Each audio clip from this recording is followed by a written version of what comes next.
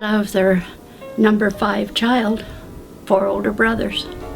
My older brother Dale, number 4 in the family, was the first one to be born in a hospital.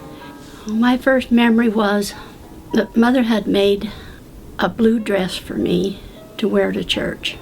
And somehow I always knew when it was Sunday and I demanded to have that blue dress. Mostly remember playing outside in the dirt. We lived in many places where I didn't have girl playmates my own age. And so all I had to play with was boys and boys' toys because they didn't want to play with a doll. I had the clothes that Mother made for me. She was an excellent seamstress, and people would give her unused clothing. She would make them over for me, so I always had nice dresses to wear. My dad started at the railroad, the reason we moved out to Nevada. In those days, he was able to make about $9 a week to feed the 8 of us. We had oatmeal, and oatmeal, and oatmeal. And if we had any milk, it was canned milk. Mother knew that beans were not only inexpensive but nutritious. We ate beans a lot, but Mother was very good at preparing them different ways to make them interesting and tasty. Well, I always felt that we were poorer than most of the people in town. We didn't have any place to go. We couldn't afford to go any place except on the rare occasion when someone would take us in a car. That we didn't have money for toys, much in the way of toys, but they gave us books. Most of us became readers. The water we had to carry it from a pump. Bathing was in the old number 3 galvanized tub. Most of us had to use the same water to bathe because it was an enormous task to fill up that tub and empty it.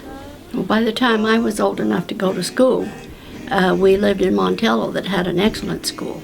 The teacher for the 4th, 5th, and 6th grades was Miss Pierce. She was not an attractive lady, and she had a fierce look on her face. And she called me up to stand by her at the head of the class, and she said, "You have a round face, don't you?" Well, all I could say was yes. Went back to my seat.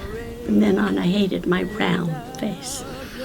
Through my teens, maybe beyond that.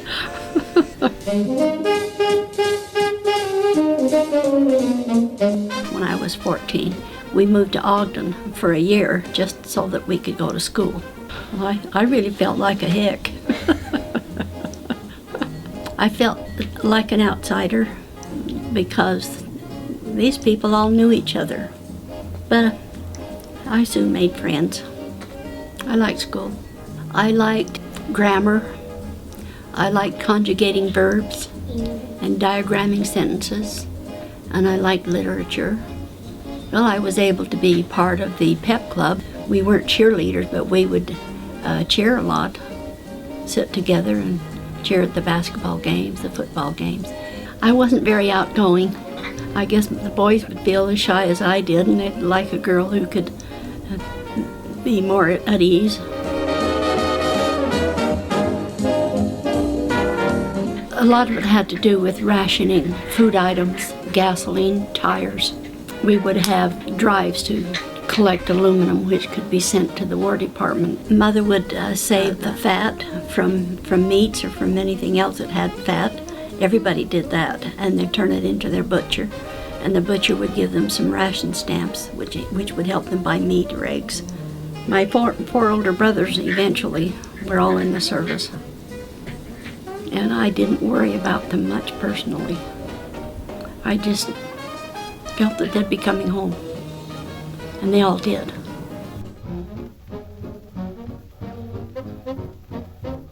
I think most kids were able to go to college. At that time, tuition was very low. It was about $45 a quarter. I was earning my own money at that time, so I paid my own tuition. My mother thought I ought to go into secretarial studies, so that's what I did. I mean, there wasn't much else you could do besides being a teacher or a secretary or a nurse. I was 18 years old and got a room to myself for the first time in my life. I had a room to myself. I was the only girl in the family. Never had a room to myself. The room was upstairs, and I really loved the idea of coming downstairs to meet my date at the bottom of the stairs in the hallway. That was neat. There was a 2-week period when I was at Weber College. I had a date every night for 2 weeks with a different guy each night. Well, I was in college by that time. It happened. It was fun. I enjoyed it. Then Eugene came along. We were at the dance, and Eugene and his brother came, but we met on the dance floor, spoke for a few minutes, and he called me the next day and asked me out. So that night we went swimming at the hot springs, and after the swim we danced to a jukebox. That's when he found out that I could follow his lead, because he didn't follow any set pattern of steps. He just moved where he wanted to move, and I could follow him. But he was smart, he was musical, he was friendly, he was outgoing, he was funny, he was witty, he was intelligent, he was considerate. We wrote for the next 6 months while he had gone back into the service and he was discharged. He called me up when he came home. We had a lovely picnic lunch.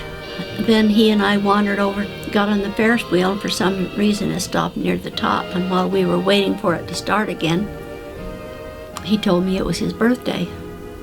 Well, what else could I do? But I kissed him on the Ferris wheel. And 3 months later, we were engaged. So that was your first kiss? Uh-huh. With him.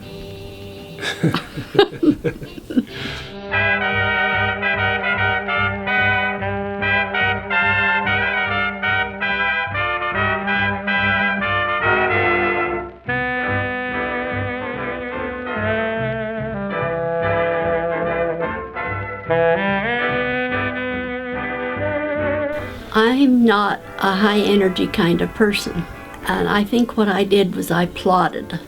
I got things done, but I plodded.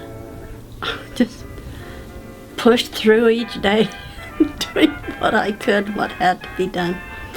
Sunday mornings we'd have the girls all lined up, the oldest one doing the next one's hair, and she was doing the next one's hair, and she'd be doing the next one's hair. We used to read stories to them. They used to take off their shoes and say, "Let's pile on Daddy," and they'd all wrestle with him on the floor. Or he would play something on the piano that would sound like a particular animal, and they would act out being that animal, like an elephant or a lion or something. He was good at that. He loved his kids.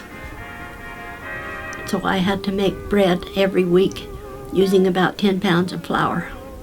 And when it was time to knead the dough, I would get any kid who passed by, have him scrub up to his elbows, put an apron on him, and give him a big chunk of dough. So I would have 6 or 7 children around the table, each with their own pile of dough to knead. For a long time I made all my girls' dresses and the boys' shirts. At Christmas time I'd make them all new pajamas. I was usually up all night making pajamas. At Easter time I'd usually be up all night finishing the Easter dresses. I think I was 45 years old before I felt like I was really worth something. When I began working out of the house, I was able to be a messenger to the House of Representatives in our state legislature during the 1967 and the 1969 sessions. I just think by that time I developed a greater degree of self-esteem. That I felt like I could be with people and talk with them and have something to say. And something that people would be interested in listening to. I think they've done very well, in spite of me. I think I could have been a better parent. I could have taught them better. I could have, and I should have. Well, I guess it's just, I can't do what I used to do, what I would like to do. And my body hurts more. I can feel the difference from this year and last year. That's what's hard. Well, I miss Eugene, but I'm not lonely. And I think about what he's doing there. I think he's busy teaching. He was always a good teacher. Maybe he's thinking about our years together and what it'll be like when we're together again. But not that I'm trying hard to get there. It'll happen when it happens. But I want to be with him again.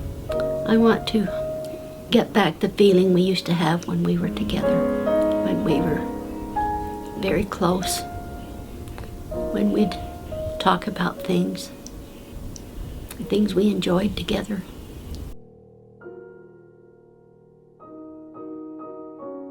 Live the gospel. Live the things he did, the things he taught. Learn about Christ. Do your best to live the gospel to the fullest, because anything else will end up in misery sometime or another. There's only one way to true happiness, and that is to live the gospel of Jesus Christ.